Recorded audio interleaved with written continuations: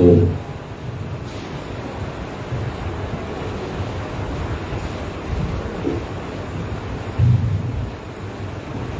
बहुत सुंदर। सभी लोग एक बार गायत्री मंत्र का पाठ करेंगे, मन को सावधान करें। ओम भूर्भुवः स्वः तत्सवितुर्वरेण्यं भर्गो देवस्य धीमहि धियो यो नः प्रचोदयात्।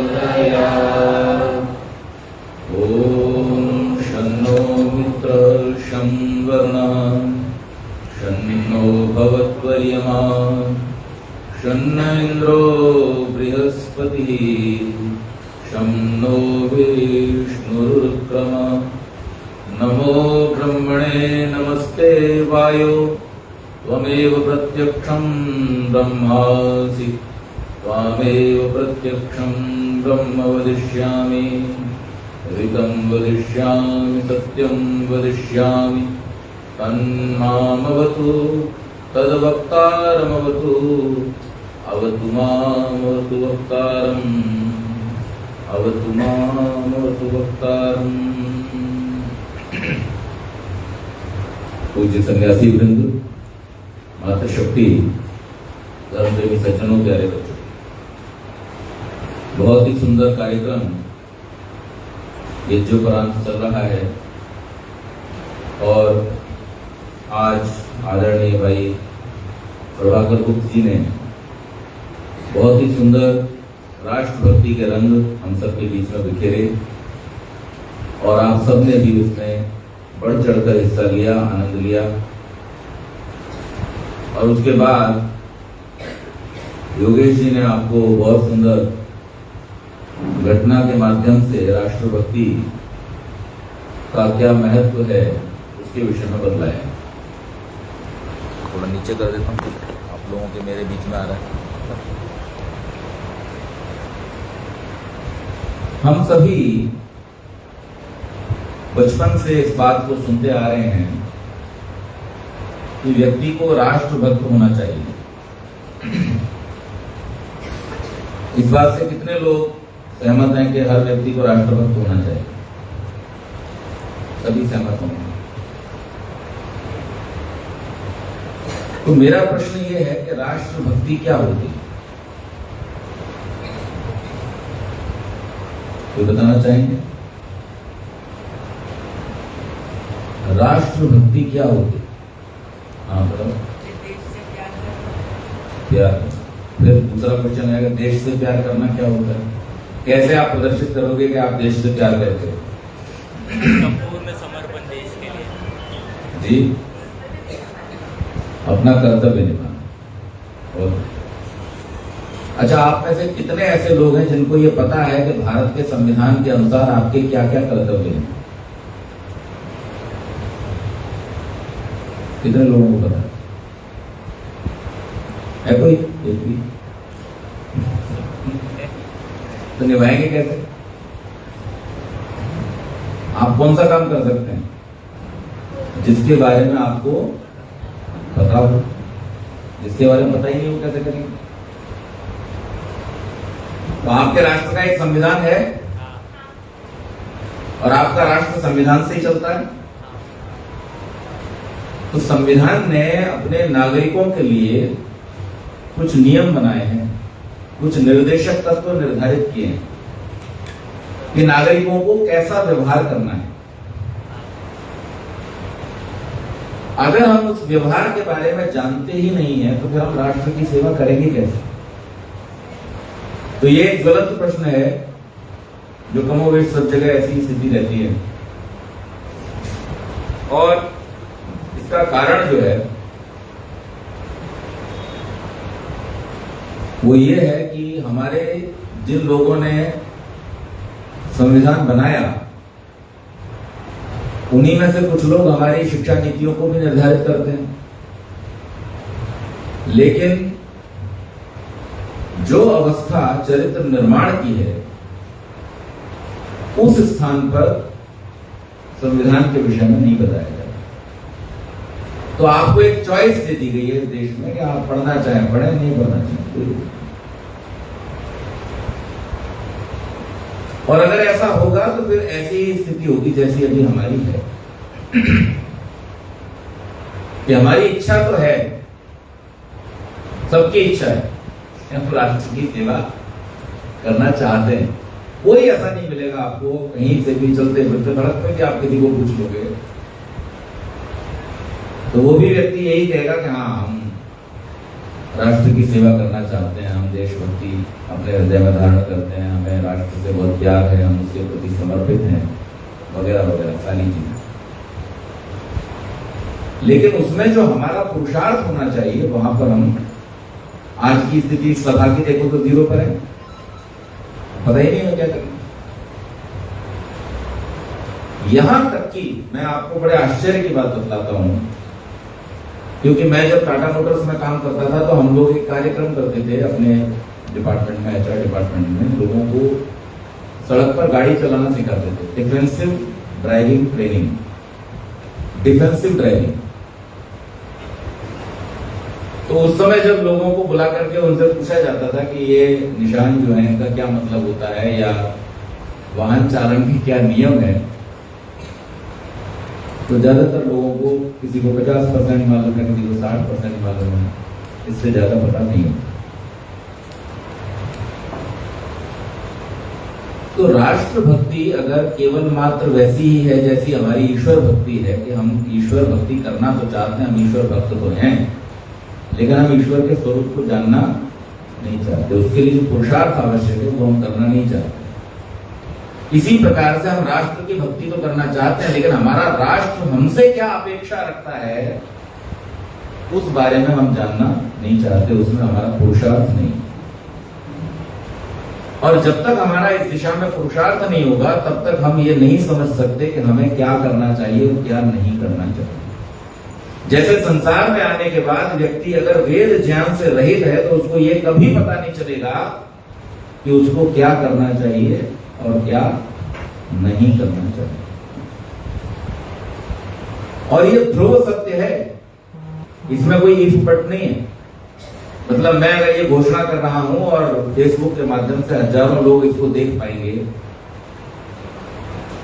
उन सब में भी अगर किसी के मन में किसी प्रकार की भ्रांति हो या आप में से किसी के मन में कोई भ्रांति हो तो उसका निवारण मैं कर दूं।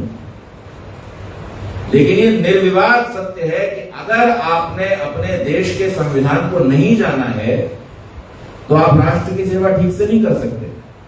और इसी प्रकार से अगर आपने दुनिया के संविधान को नहीं जाना है तो अपने दुनिया में आपको कैसे जीवन व्यतीत करना है, कैसे आपको संसार में रहना है, आप इसको भी ठीक प्रकार से नहीं जानते। तो जानना तो पड़ेगा। अच्छा, तीसरा सरल प्रश्न कर देता हूं, पंडित जी ने तो बहुत कठिन कठिन प्रश्न किए। सरल प्रश्न, जानना चाहिए कि नहीं जानना चाहिए?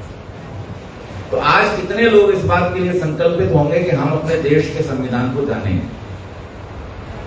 कितने लोग संकल्प लेंगे?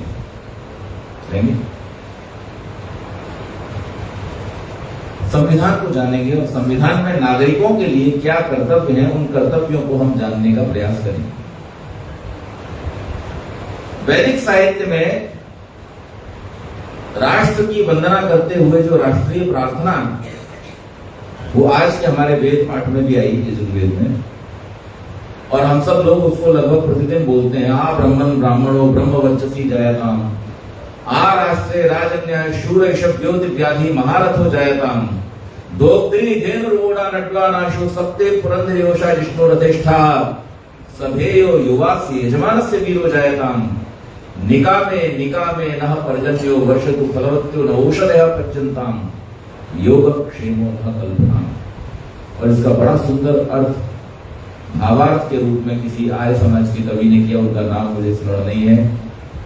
ब्रह्मन स्वराष्ट्र में हो द्विज ब्रह्म तेजधारी, क्षत्रिय महारथी हो अरिदल विनाशकारी, होवे दुधारू गौ में पशु अश्व आश्वाही, आधार राष्ट्र की हो नारी सुभग सदा ही, बलवान सभ्य योद्धा यजमान पुत्र होवे, और इच्छानुसार वर्षे पर्जन्य ताप होवे, फल फूल से लदी हो औषध अमोघ सारी, हो योग क्षेमकारी स्वाधीनता हमारी।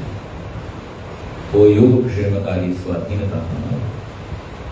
तो स्वाधीनता तो हमको 15 अगस्त 1947 को प्राप्त हो गई और कल हम अपनी आजादी के 75वें वर्ष को पूरा करेंगे। अमृत महोत्सव के रूप में इस वर्ष को मनाया गया। भारत सरकार ने बहुत सारे प्रकल्प, बहुत सारी योजनाएं इस बीच में चलाई, बहुत सारे अच्छे अच्छे आयोजन किए गए और अभी किए जाएंगे और बहुत लोगों ने उसमें पार्टिसिपेट भी किया। किसी ने ऑनलाइन पार्टिसिपेट किया, किसी ने जाकर के पार्टिसिपेट किया। अनेक प्रकार के कार्यक्रमों में लोग जुड़े। तो वेद की क्या अपेक्षा है राष्ट्र वंदना के समय में? वेद कहता है कि जो राष्ट्र के अंदर ब्राह्मण हों वो कैसे हों? ब्रह्म तेज को धारण करने वाले। हमारे देश का इतिहास उठा करके देखिए, हमारे देश में ऐसे ऐसे ब्रह्म तेजधारी ब्राह्मण हुए हैं जिन्होंने समस्त संसार को अपनी ज्योति से आलोकित किया। जब उन्होंने कलम चलाई तो उन्होंने बड़े बड़े सिंहासनों को गिरा दिया और जब उन्होंने किसी का उत्थान करना चाहा तो एक सामान्य बालक को भी उन्होंने सम्राट बना दिया। ये हमारे राष्ट्र के ब्राह्मणों की शक्ति है, उनका ब्रह्म तेज है। लेकिन उनका चरित्र बड़ा उज्जवल था। आचार्य के अंदर तेज कब आता है? आचार्य कौन है? तो आचार्य वो है जो सबसे पहले स्वयं को आचारवान बनाता है और जब स्वयं को आचारवान बनाता हुआ वो अपने शिष्य में क्या प्रतिज्ञा करता है? मम व्रते ते हृदयम दधामि। आज मैं अपने हृदय के सारे ज्ञान को, सारी योजनाओं को, सारे संकल्पों को आज मैं तुझे दे रहा हूं। इस प्रथा को, इस प्रणाली को, इस पद्धति को तू आगे बढ़ाते रहना। तुझे आज मैं अपने शिष्य के रूप में वर्ण कर रहा हूं, ऐसी प्रतिज्ञा करता है। और प्रतिज्ञा करके वो अपने आचार से उस बच्चे के, उस शिष्य के आचार को सुधारता है। और जब आचार्य आचार को सुधारता है तो उसी को क्या कहते हैं? उसी को संस्कार कहते हैं। क्या कहते हैं उसको? संस्कार। तो अगर हम संस्कारवान अपने बच्चों को बनाना चाहते हैं तो हमें क्या करना होगा? आचार्यों को प्राप्त करना होगा, आचार्यों का संरक्षण करना होगा। बड़े दुख की बात है, क्योंकि मैं खुद भी कॉलेज में पढ़ा। ऐसे ऐसे मैंने अध्यापक देखे अपने ही समय में। अब तो खैर बहुत एडवांस हो गए कि हम जब एमएससी कर रहे थे, उसके बाद में जब हमने एमबीए किया तो अध्यापक और बच्चे, पढ़ने वाले और पढ़ाने वाले दोनों, चीयर्स। और क्लास के बाहर भी दोनों साथ ही निकलते थे। चलो एक स्ट्रेस बढ़ गया ना। अभी ऐसे व्यवहार वाले जो आचार्य हैं, जो अध्यापक हैं, वो अपने बच्चों का क्या भला करें? तो राष्ट्र की उन्नति के लिए हमें जो आचार्य चाहिए वो कैसे होना चाहिए? ब्रह्म तेजधारी होने चाहिए। अर्थात उनका अपना चरित्र बहुत विशाल, बहुत मजबूत होना चाहिए और इसके साथ साथ वो ईश्वर भक्त होने चाहिए। क्योंकि जो आचार्य ईश्वर भक्त नहीं होगा वो अपने शिष्य को कभी भी संस्कारवान बना ही नहीं सकता। और ये मेरा कहना नहीं है, ये स्वयं वेद का कहना है। ज्ञान की परंपरा के प्रवाह में विशृंखलता उत्पन्न हो जाएगी अगर हम ईश्वर भक्त न रहे। और इसीलिए हम सब जब कोई ज्ञान का दिवस होता है, जैसे बसंत पंचमी वगैरह कहते हैं, तो उस दिन क्या करते हैं? सरस्वती पूजन करते हैं। पूरे देश में जहां कहीं भी भारतीय मान्यताओं को मानने वाले लोग हैं, सब लोग सरस्वती पूजन करते हैं। सर का अर्थ होता है जो बहने वाली चीजें, प्रवाहित होने वाली चीजें। तो ज्ञान की देवी सरस्वती इसलिए है क्योंकि ज्ञान प्रवाहित होने वाली चीज है, पीढ़ी दर पीढ़ी वो आगे बढ़ता रहता है।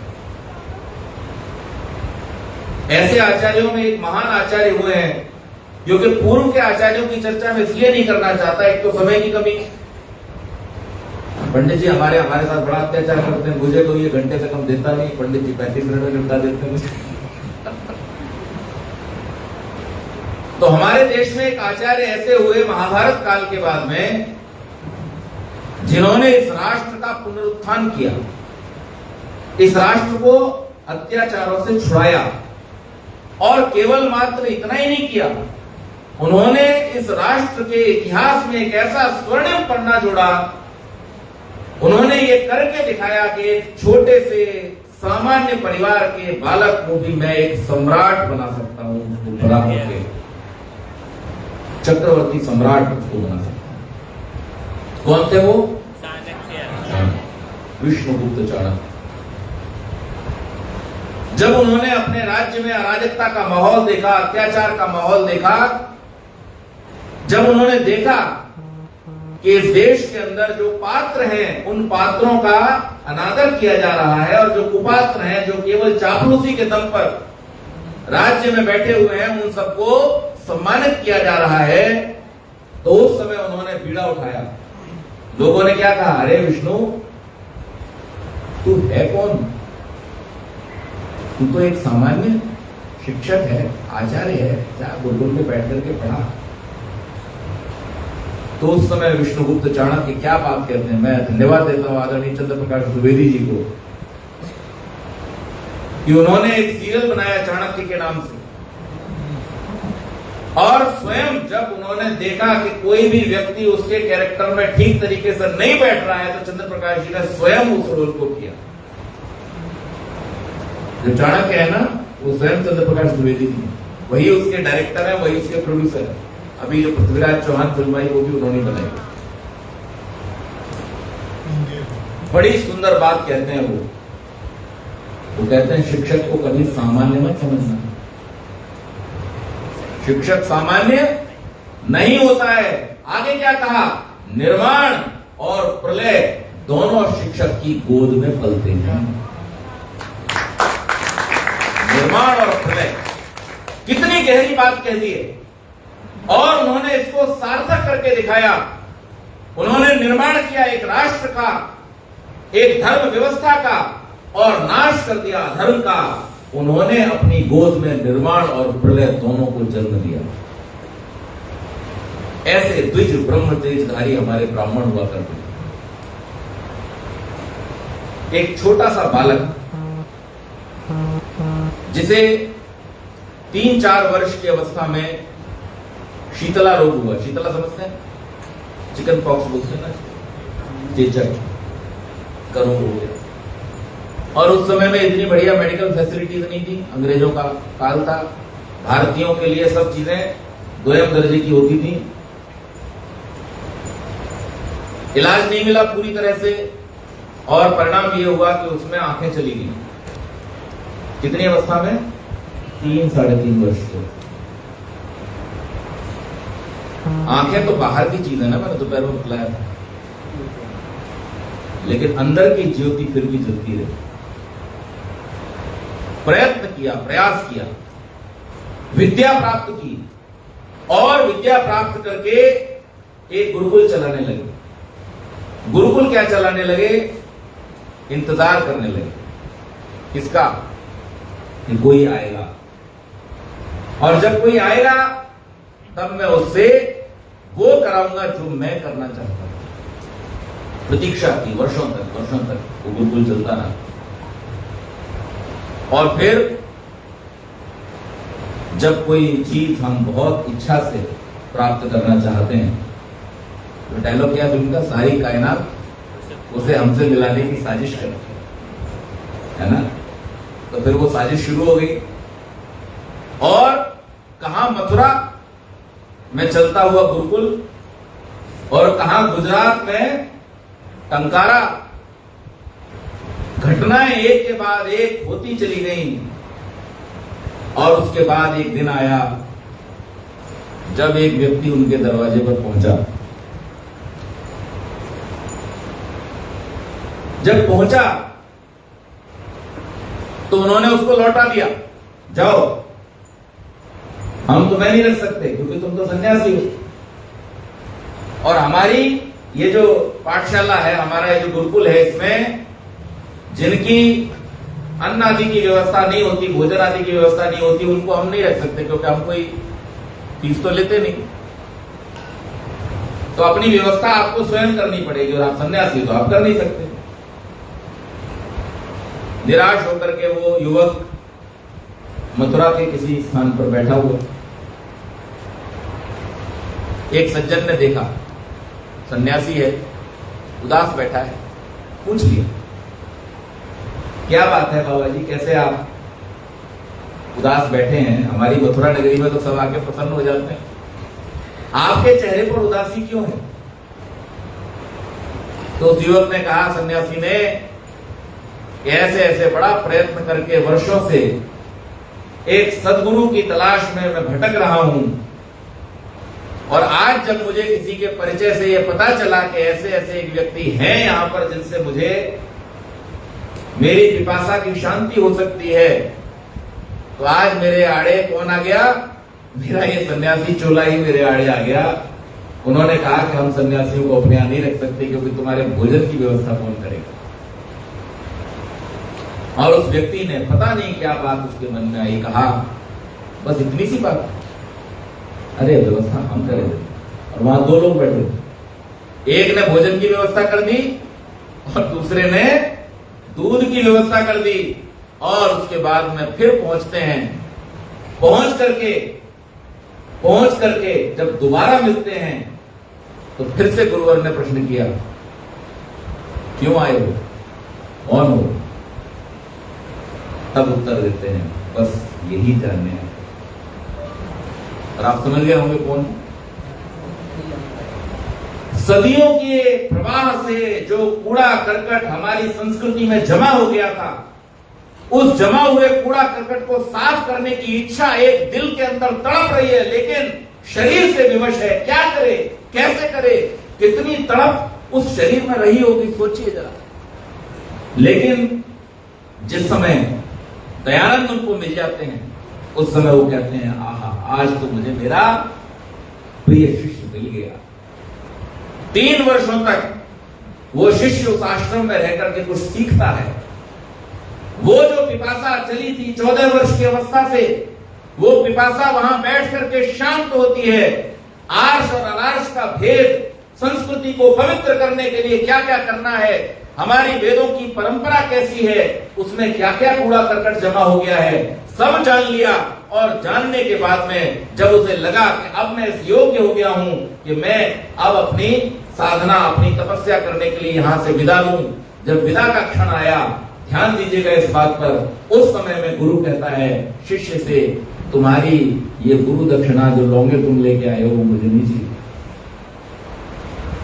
गुरुवर, मैं तो शुरू में बता चुका हूं, सन्यासी हूं, आप आदेश करें, क्या दे सकता हूं, जो मेरी सामर्थ्य में होगा दूंगा।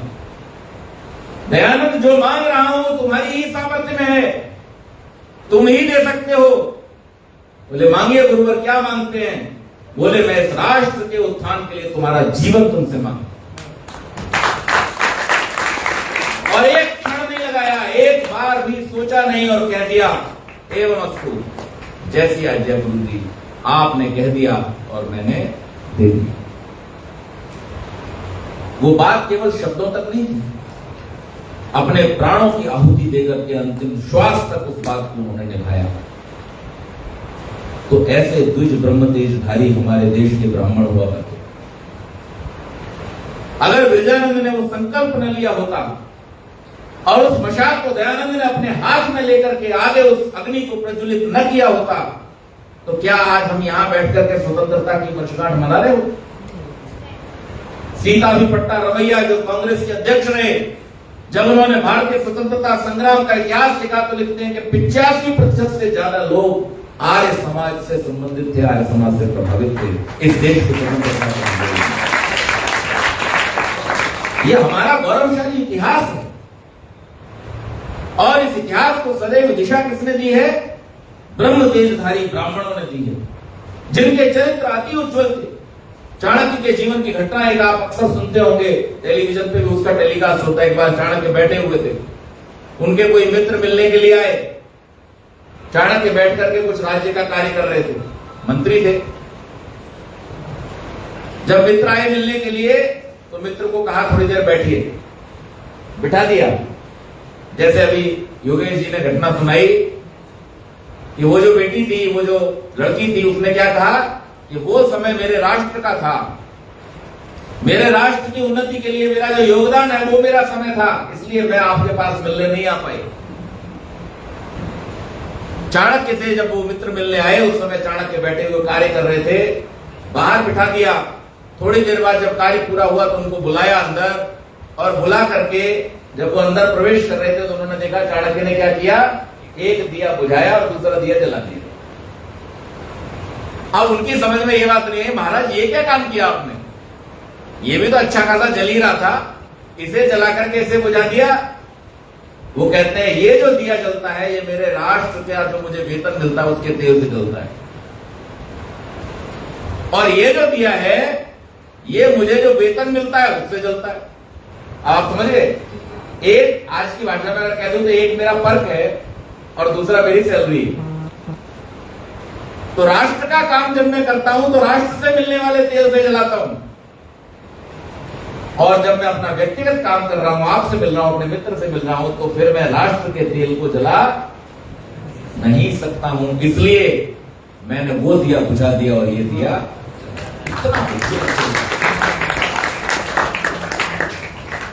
और इन ब्राह्मणों की परंपरा से कौन निकले? ऐसे महापुरुष निकले। यहां कुछ के चित्र लगे हुए हैं, महात्मा हंसराज जी का चित्र लगा है, लाला लाजपत राय का चित्र लगा है। ऐसे ही एक और बलिदानी जिनका नाम है पंडित लेखराम। पंडित लेखराम बहुत ओजस्वी युवा थे, बहुत विद्वान, बहुत होनहार। 19 वर्ष की अवस्था में ही उन्होंने परीक्षाएं देकर के सरकारी नौकरी प्राप्त कर ली थी। उस समय अंग्रेजों का समय था और प्रोन्नति भी हो रही थी। लेकिन जब वो लगभग 25-26 साल के हुए तो 25 से 30 की अवस्था के बीच में आर्य समाज में उन्होंने ज्यादा योगदान करना शुरू किया, और उनको ऐसा लगने लगा कि अभी प्रचार कार्य में मेरी नौकरी बाधा बन रही है। तो उन्होंने नौकरी छोड़ दी और पंजाब आर्य प्रतिनिधि सभा के प्रचारक बन गए। जब पंजाब आर्य प्रतिनिधि सभा के प्रचारक बन गए तो प्रतिनिधि सभा ने कहा कि भाई आपने अपनी जॉब छोड़ी है, नौकरी छोड़ी है, आपको परिवार भी चलाना है, आप गृहस्थी हो, तो गृहस्थ के लिए आपको जो आवश्यकता है तो हम आपके लिए मासिक वृत्ति 5 रुपए, उस समय बहुत बड़ी राशि होती थी, 5 रुपए हम आपके लिए मासिक वृत्ति बांध देते। लेखराम जी ने स्वीकार कर लिया कि मुझे प्रचार का कार्य करना है तो मासिक वृत्ति जो प्रतिनिधि सभा देना चाहती है मैं ले लूंगा। 2 महीने व्यतीत हुए और लेखराम जी ने देखा कि मेरे घर का खर्चा 4.5 रुपए में चल जाता है। अब आप देखिए चरित्र की उज्ज्वलता। अगले महीने जाकर के कह दिया 4.5 ही देना, 5 नहीं चाहिए, क्योंकि मेरे घर का खर्चा 4.5 में चल जाता है, तो मुझे 5 की आवश्यकता नहीं है। आज व्यक्ति काम करता है 50 रुपए का और 200 मांगना चाहता है, लेकिन ये देश टिका हुआ है, ये देश आजाद हुआ है उन लोगों के बलिदान से जिन्होंने अपने चरित्रों को इतना उज्ज्वल रखा था, जिन्होंने अपने व्यवहार को इतना पवित्र रखा था। महर्षि मनु कहते हैं या अर्थे शुचि सा शुचि, जो अर्थ के मामले में, वित्त के मामले में पवित्र है वही वास्तव में पवित्र है। नहा धो करके तो कोई चोर भी पवित्र हो जाता है, लेकिन वास्तव में पवित्रता कहां आती है? जब आप अर्थ का व्यवहार करते हैं, वहां पर आप कितने पवित्र हैं। आप देखिए इन चरित्रों। लाला लाजपत राय देख रहे हैं साइमन कमीशन के विरोध में कि यहां पर अभी अभी थोड़े दिन पहले क्या हो चुका है, जलियांवाला बाग का कांड हो चुका है, और अंग्रेज पूरी तरह से बर्बरता पर उतरे हुए हैं, क्रूरता पर उतरे हुए हैं, लेकिन उसके बावजूद भी पीठ नहीं दिखाई, लाठियां खाते रहे। अपने जीवन को त्याग दिया, लेकिन अपने उद्देश्य से हटे नहीं। मैं परसों चर्चा कर रहा था, कितना उम्र थी, 19 साल की उम्र थी जब घर को छोड़ा था भगत सिंह ने। चंद्रशेखर आजाद और राम प्रसाद बिस्मिल ने कहा कि तुम अभी बहुत छोटे हो, तुमको हम शामिल नहीं कर सकते, क्योंकि हमारी जो योजना है वो बहुत महत्वपूर्ण है और इस योजना में हमें कमजोर कड़ियां नहीं चाहिए, हमें सिर्फ मजबूत फौलादी इरादों वाले लोग चाहिए। भगत सिंह ने अपना हाथ जलते हुए लैंप के ऊपर रख दिया, बोले और क्या प्रतिज्ञा करवाना चाहते हो? जो कहोगे करने को तैयार हूं, लेकिन मुझे अपने राष्ट्र की जो गुलामी है उसको दूर करना है और उसकी स्वतंत्रता के लिए मुझे भी इस युद्ध में शामिल होने दो। और आपको जानकर के आश्चर्य होगा, छोटी छोटी बातें, जेल में जब भगत सिंह को डाल दिया गया तो वहां उन्होंने देखा कि जो भारतीय कैदी थे उनको खाना अच्छा नहीं मिलता था, उनको सुविधाएं जो मिलनी चाहिए, साफ सुथरे शौचालय आदि मिलने चाहिए, वो नहीं मिलते थे। जेलर से बात की, पढ़े लिखे थे, उन्होंने कहा कि हम भी मनुष्य हैं, आप हमारे साथ में ये पशुओं जैसा बर्ताव कैसे कर सकते हैं? हमें भी अच्छी सुविधाएं दीजिए, अच्छा भोजन दीजिए, साफ सुथरी जगह दीजिए। जेलर ने मना कर दिया, नहीं हो सकता। अनशन पर बैठ गए। कितने दिन का अनशन किया होगा? है जी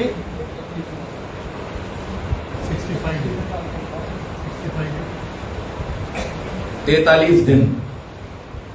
कितने दिन? 43 डेज। उम्र कितनी थी उस समय? 20-21 साल। कल्पना कर सकते हैं आप उस जज्बे की, उस हिम्मत की, उस अटूट विश्वास की कि अगर मैं हूं तो मैं अपने राष्ट्र के लिए अपनी अंतिम श्वास तक लड़ूंगा और इस राष्ट्र को मैं स्वतंत्र करा करके रहूंगा। आज तो लोग सोच लेते हम अकेले क्या कर लेंगे, लेकिन है युवा वही अपने अंदर जो शक्ति का संचार करे और चना अकेला होकर भी 100 भाड़ों को बिस्मार करे। जो एक चना 100 भाड़ों को फोड़ने की हिम्मत रखता है, वो मेरे देश के क्रांतिकारी थे, वो उनका ब्रह्म तेज था। तो आज अगर हम राष्ट्रभक्त अपने आप को कहलाना चाहते हैं तो हमें वो ब्रह्म तेज अपने अंदर लाना होगा। वो साहस क्षत्रिय महारथियों और इदल विनाशकारी। जिस समय राजसूय यज्ञ करना था युधिष्ठिर को, आपको क्या लगता है जितना बी आर चौपड़ा दिखा दिया वैसे ही राजसूय यज्ञ हो गया था? चारों दिशाओं में चारों भाई गए, क्योंकि युधिष्ठिर को तो महाराज बनाना था, सम्राट बनाना था, उन्हें सुरक्षित करना था। तो युधिष्ठिर राज्य में थे और चारों भाई चारों दिशाओं में गए और चारों दिशाओं में जाकर के उन्होंने वहां के राजाओं को निवेदन किया कि या तो आप हमारे साथ जुड़ जाइए, और जो नहीं माने उनको क्या किया? उनको चुनौती दी, ललकारा, अब आप युद्ध के लिए तैयार हो जाइए। और युद्ध भी लड़े, राजाओं को अपने साथ भी मिलाया, लेकिन उन चारों भाइयों ने मिलकर के अपने बड़े भाई के लिए क्या किया? धर्मराज की स्थापना की, चक्रवर्ती सम्राट बनाया। हमारे क्षत्रिय थे, महावीर थे। कौन सा देश ऐसा था जो हमारी अधीनता स्वीकार नहीं करना चाहता था? लेकिन वो अधीनता इस अधीनता की तरह नहीं थी जो अंग्रेजों ने हमारे ऊपर की थी। वो अधीनता प्रेम की थी, मैत्री की थी। वहां से हमारे व्यवहार चला करते थे, रिश्ते चला करते थे। आप सबको मालूम होगा दुर्योधन की मां गांधारी कहां की थी? आज जो अफगानिस्तान है, पहले वो भारत का ही एक हिस्सा हुआ करता था, गांधार देश कहते थे उसको, वहां की राजकुमारी थी। और कोई बताएगा कुंती कहां की राजकुमारी थी?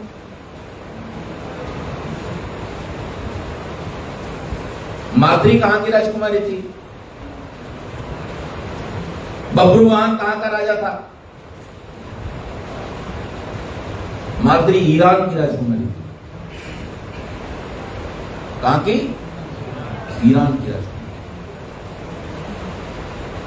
कहां से हमारे संबंध थे, और ये क्यों था? क्योंकि हमारे जो महावीर थे वो किसी पर अत्याचार नहीं करते थे, लेकिन अपने राष्ट्र को विस्तृत करने में सदैव उनका। आज हम लोग बड़े गर्व से कहने में अपनी बहुत बड़ी शेखी बगाड़ते हैं, भारत ने कभी किसी के ऊपर आक्रमण नहीं किया। तो भारत पिटने वालों का देश है क्या? अरे आज ये पिछले 1000 साल का इतिहास हटा दीजिए तो 1 अरब 96 करोड़ वर्षों में जब से समझो देश बना, संस्कृति बनी, पूरे इतने लंबे समय में करोड़ों वर्षों के कालखंड में हमारा इतिहास देखिए, पूरे विश्व पर हमने साम्राज्य किया है, पूरे विश्व पर हमारे राजाओं का शासन रहा है और चक्रवर्ती साम्राज्य रहा है। सामान्य नहीं, हमारे राजाओं ने जहां जहां जिसने अत्याचार किया उनको जाकर के उनके घरों में सबक सिखाए। आज बड़े समय बाद फिर भारत में एक ऐसा शासक, एक ऐसा नेता, एक ऐसा प्रधान सेवक बैठा है कि जो धता बताने में विश्वास रखता है कि अगर तुम हमारी तरफ आंखें टेढ़ी करोगे, अभी भाई साहब कह रहे थे, तो हम तुम्हारे घर में घुस के तुम्हारी आंखों को फोड़ देंगे। एक बार हमारे आदरणीय प्रधानमंत्री जी के लिए तालियां।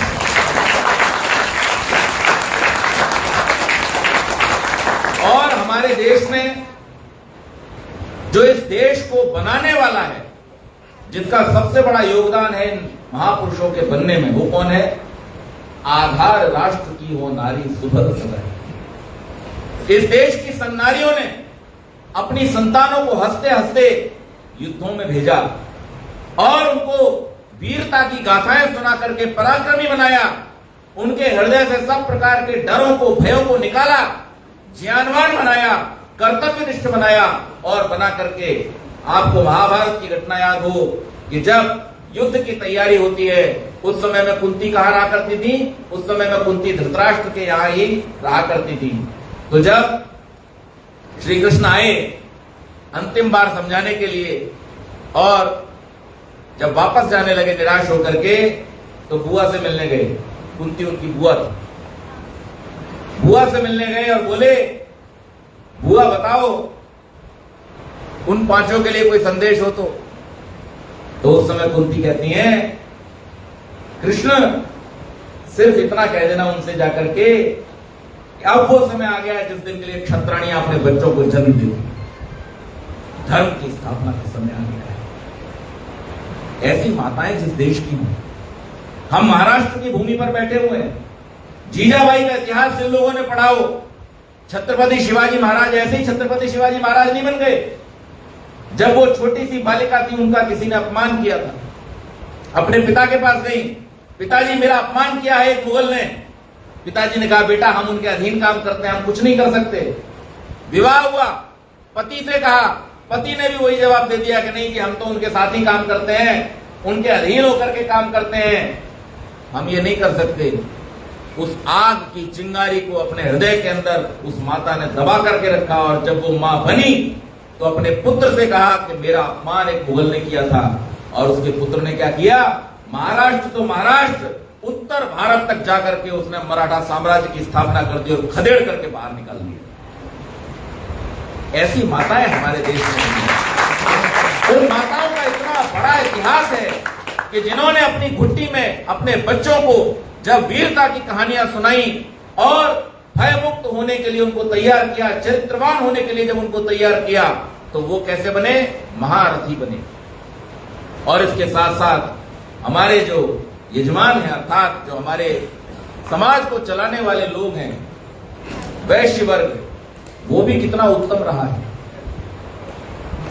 जब जब इस राष्ट्र को आवश्यकता पड़ी है, उन लोगों ने अपना सर्वस्व निछावर कर दिया राष्ट्र के ऊपर और इस राष्ट्र को बचाने के लिए उन्होंने अपने संकल्प को कभी छोड़ा नहीं। अनेकों ऐसे महान दानी हुए और वेद स्वयं इस बात की घोषणा करता है कि 2 तरह के वीर हैं। आज इस बात को भी सुनते जाइए।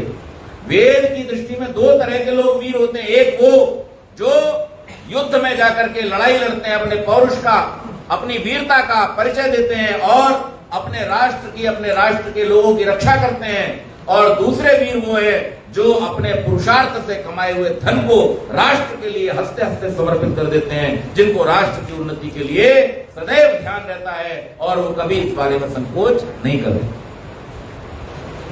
तो ऐसे यजमान पुत्र और गौओं आदि का पालन हमारे देश में हुआ करता था। एक कृषि प्रधान देश, इसकी संस्कृति मैं हमेशा कहता हूं गाय की, गांव की और गुरुकुल की है। और जब तक गाय, गांव और गुरुकुल इस देश में संरक्षित नहीं होंगे, तब तक आप मान लीजिए आप अपनी पुरानी गुरु गरिमा को कभी भी प्राप्त नहीं कर सकते, क्योंकि आपका इतिहास वहीं से शुरू हुआ है। आपको पूरा विश्व इसी के लिए जानता है। आप गुरु थे और इसीलिए आपको गुरुकुल में होना चाहिए। तो उसका भी हमें संरक्षण करना होगा अगर हम राष्ट्र की सेवा करना चाहते हैं। आज हमारे देश में एक और सौभाग्य उदय हुआ है कि स्वामी रामदेव जी एक और जहां आयुर्वेद के माध्यम से आचार्य बालकृष्ण जी लोगों के रोगों को दूर कर रहे हैं, जहां योग के अंगों के माध्यम से आचार्य स्वामी रामदेव जी लोगों के अंदर एक नई जागृति, एक नई ऊर्जा लेकर के आ रहे हैं, वहीं साथ ही साथ में उन्होंने गुरुकुलों की पुनर्स्थापना का भी फिर से संकल्प लिया है। और केवल मात्र संकल्प नहीं लिया, उसको मूर्त रूप देते हुए आज हमारे देश में भारतीय शिक्षा बोर्ड की स्थापना हो चुकी है। क्यों? क्योंकि अब तक ये मैकाले की शिक्षा पद्धति को पीछे चलते चलते हमको इतने 150 वर्ष बीत गए, और जैसी शिक्षा होती है वैसा ही संस्कार होता है। इसलिए उस गुलामी की मानसिकता से बाहर निकलने के लिए बड़ा भारी प्रयास करके एक अपना भारतीय देशी बोर्ड बनाने का प्रयास किया गया है। और हम परमपिता परमेश्वर से प्रार्थना करते हैं कि ये जो मिशन है ये सफल हो, और जिस मनोरथ को लेकर के इस कार्य को आरंभ किया गया है वो कार्य अपनी पूर्णता को प्राप्त करे। तो हमारे राष्ट्र की जो उन्नति है वो गाय, गांव और गुरुकुल में निहित है, उसको हमें पुनर्जीवित करना। और इसके आगे क्या कहा? हमारे जो औषधियां हैं, वनस्पतियां हैं, आज हमारा एक अन्नानुकरण चलता जा रहा है कि हम भौतिक उन्नति के चक्कर में भौतिक विनाश करते जा रहे हैं। विज्ञान अब विकास नहीं कर रहा है, अब विज्ञान विनाश कर रहा है। क्यों? क्योंकि हमने अति कर दी है। जब आचार्य चाणक्य से किसी ने पूछा, महाराज विष क्या है? बोले किसी भी चीज का अतिरेक विष है। कोई भी चीज जब लिमिट से ज्यादा हो जाती है तो फिर वो क्या बन जाती है? विष बन जाती है। हमारे लिए जहर, जो पोषण देने वाला भोजन है, उसे भी अगर आपने मात्रा से ज्यादा ले लिया तो समझ लीजिए वही आपके लिए विष का रूप ले लेगा। आज हम देख रहे हैं कि भौतिक उन्नति के चक्कर में हम जंगलों को काटते जा रहे हैं, पर्यावरण को दूषित करते जा रहे हैं, नष्ट करते जा रहे हैं। आखिर हम मकानों को तो बना लेंगे, लेकिन रहेंगे कैसे? बिना शुद्ध हवा के, बिना पशुओं के हमारा जीवन कैसे चलेगा?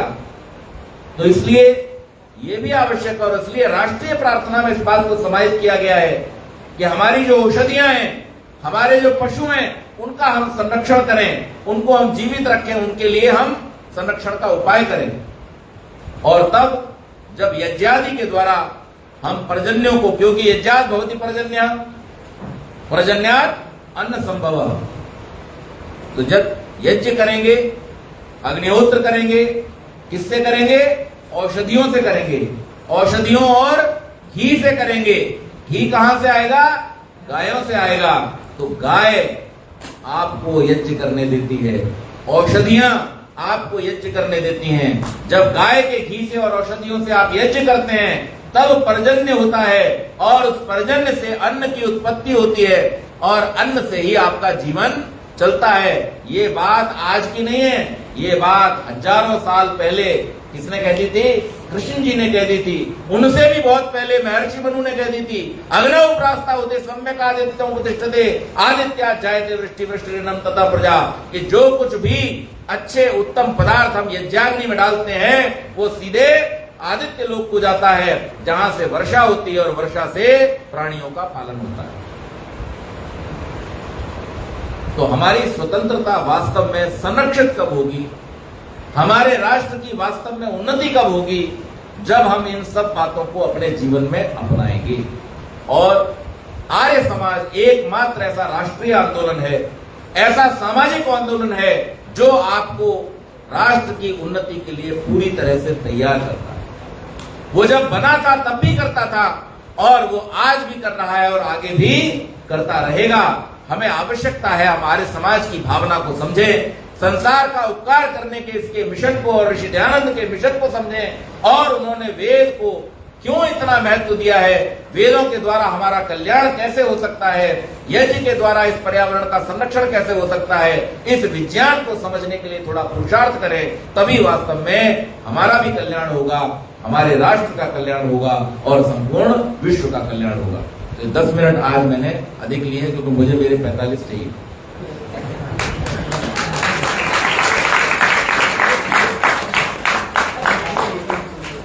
तो आप सब लोगों ने बहुत ध्यान से इस बात को सुना। मैं अपेक्षा करता हूं, आशा करता हूं कि आप लोग ये 2 कार्य अवश्य करेंगे। पहला, वेद को जानने की कोशिश करेंगे। दूसरा, हमारे देश के संविधान में हमारे लिए कौन कौन से कर्तव्य हैं, उन कर्तव्यों को जान करके उनका पालन करने का प्रयास करेंगे। तभी इस प्रकार के आयोजनों का होना सार्थक होगा। और यहां से हम कुछ लेकर के जाएं।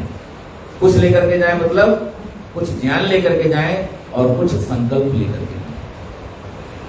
ज्ञान ले लिया लेकिन संकल्प न लिया तो भी बात अधूरी रह जाएगी। संकल्प ले लिया और ज्ञान न लिया तो भी बात अधूरी रह जाएगी। तो थोड़ा सा ज्ञान और थोड़ा सा संकल्प, इन दोनों का मिश्रण करके जब हम उसके ऊपर इम्प्लीमेंटेशन शुरू करेंगे, कार्यान्वयन शुरू करेंगे, तो निश्चित रूप से हमारे जीवन की उन्नति होगी। जब हमारी उन्नति होगी तो हमारे राष्ट्र की भी उन्नति होगी। इसी के साथ मैं अपनी वाणी को विराम देता हूं। एक बार हम सब जोरदार नारा लगाएंगे मेरे साथ में, भारत माता की जय, भारत माता की जय, भारत माता की जय, वंदे वंदे वंदे, गृणवंतो गृणवंतो गृणवंतो। बहुत बहुत